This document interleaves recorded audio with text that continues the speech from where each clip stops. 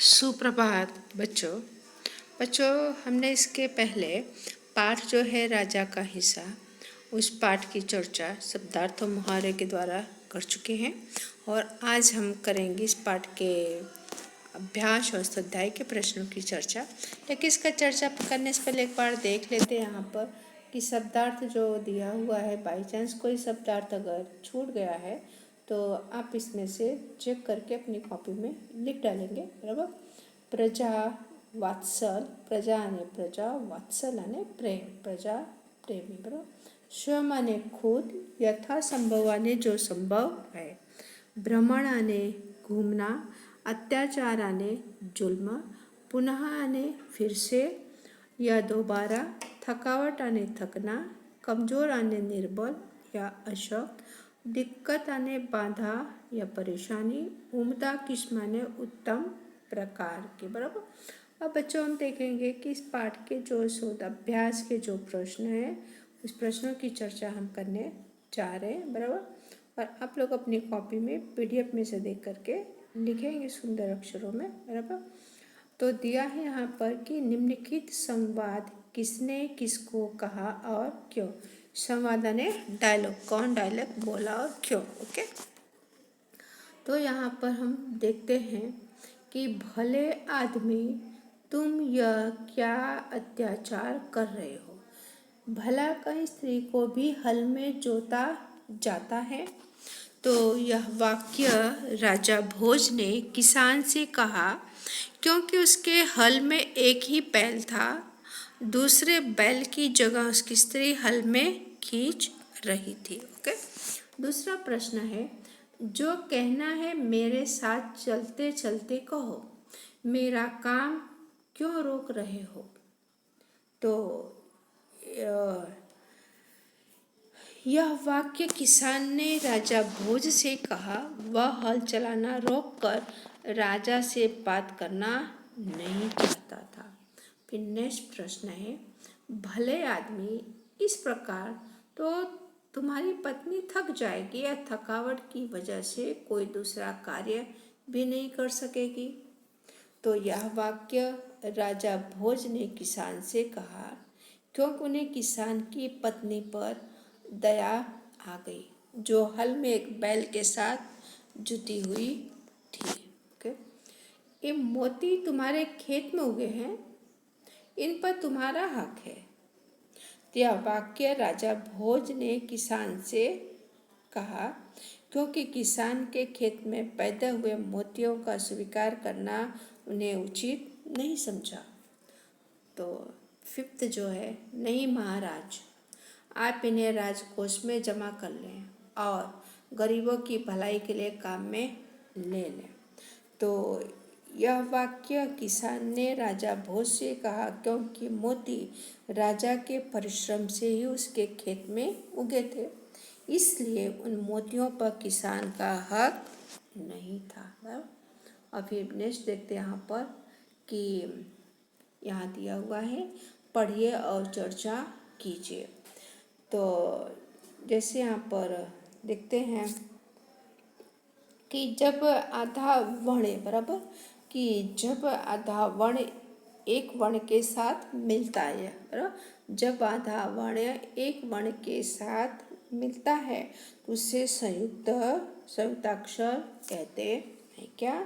जब कोई आधा वर्ण एक वर्ण के साथ मिलता है तो उसे संयुक्ताक्षर कहते हैं। जैसे कि लड़के विद्यालय में पढ़ते हैं, द के साथ क्या है, द, बराबर, यह प्लस विद्यालय, द, ओके।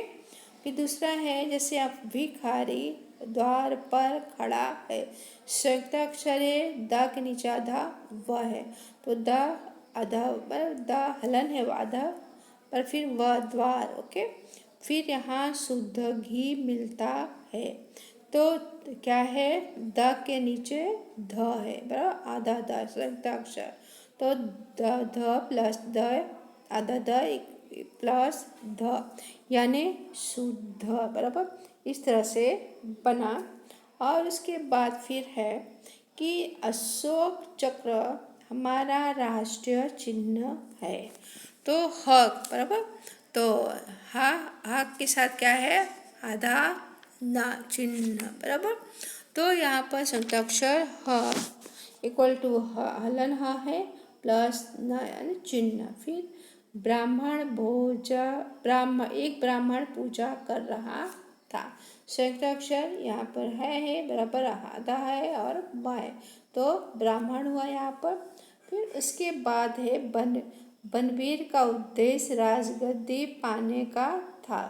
क्या है, उद्देश्य बराबर द आधा बराबर द आधा है, उसके साथ पूरा वह जुड़ गया, द जुड़ गया बराबर, तो क्या हुआ, उद्देश्य बराबर। तो इस तरह से संयुक्ताक्षर हुए। और फिर उसके बाद फिर यहाँ पर देखते हैं बच्चों, प्रश्न यहाँ पर दिए हुए हैं, तो प्रश्नों के उत्तर लिखना है। पहला जो प्रश्न है कि किसान खेती के लिए किन किन साधनों का उपयोग करते हैं, चर्चा कीजिए बराबर। तो किसान खेती के लिए हल, बैल, ट्रैक्टर, कुदाल, फावड़ा आदि साधनों का उपयोग करते हैं। ओके। फिर नेक्स्ट जो प्रश्न है कि किसान खेती करके कौन कौन सी फसलें पैदा करते हैं। तो किसान खेती करके रबी और खरीफ की फसलें पैदा करते हैं। रबी की फसल में गेहूँ, जौ और चना, सरसों जिसे आप लोग बोलते हैं राई। ओके, हाँ राई। ओके, आदि का उत्पादन होता है। और खरीफ की फसल में ज्वार, बाजरा, दालें, चावल, गन्ना जिसे आप बोलते हैं सेडी का जूस। ओके, आदि पैदा होती है। ओके। नेक्स्ट प्रश्न, आपके गांव के आसपास में कौन सी फसलें ज़्यादा पैदा होती हैं। तो मेरे गांव के आसपास में रबी फसल ज़्यादा होती हैं। इस फसल में गेहूँ, जौ, चना, सरसों पैदा होते हैं बराबर। नेक्स्ट प्रश्न, किसान हमें किस प्रकार उपयोगी हैं। तो किसान की मुख्य उपयोगिता गांव में होने वाली खेती में है और खेती करके वो तरह तरह के अनाज और सब्जियां पैदा करते हैं। किसान मूंगफली और गन्ने की फसलें भी उगाते हैं। उन्हीं के द्वारा अनाज सब्जियां बाजार में बिकने के लिए आती हैं बराबर। फिर उसके बाद नेक्स्ट प्रश्न जो है बराबर, पांचवा प्रश्न, क्या आप किसान बनना चाहेंगे, यदि हाँ तो क्यों, नहीं तो क्यों। तो बच्चों इस प्रश्न का उत्तर तो आप स्वयं ही लिखेंगे बराबर, अपने अनुमान के अनुसार खुद इसको सोच करके बराबर। फिर इसके बाद जो 6 प्रश्न जो है कि आप बैलगाड़ी में बैठकर घूमना चाहेंगे या मोटर गाड़ी में, क्यों। तो बच्चों इस प्रश्न का उत्तर भी आपको स्वयं खुद ही लिखना है, अपने अवलोकन और अनुमान के इमेजिंग के द्वारा आपको लिखना है। ओके। फिर जो 7वां प्रश्न जो है कि हमारे पशु हमारे मित्र हैं, इस विषय पर चर्चा कीजिए। तो बच्चों इस प्रश्न की भी चर्चा भी क्या है, आपको खुद ही अनुमान करके लिखना है बराबर। आपको खुद इसको अवलोकन करना है और आपको अपने हिसाब से इसको अपने नोट में से लिख डालेंगे बराबर। तो बच्चों आज हम इतना ही प्रश्न की चर्चा करेंगे और बाकी आने वाले समय में स्वाध्याय के प्रश्नों की चर्चा करेंगे और मैं आपको PDF बनाकर भेजूंगी। इसे अपनी नोट में आप देख करके सुंदर अक्षरों में लिख डालें। लेकिन बच्चों प्रश्न 5, 6 और 7 इन प्रश्नों के उत्तर आप अपने हिसाब से अपने अनुमान से खुद लिखेंगे। धन्यवाद। Thank you.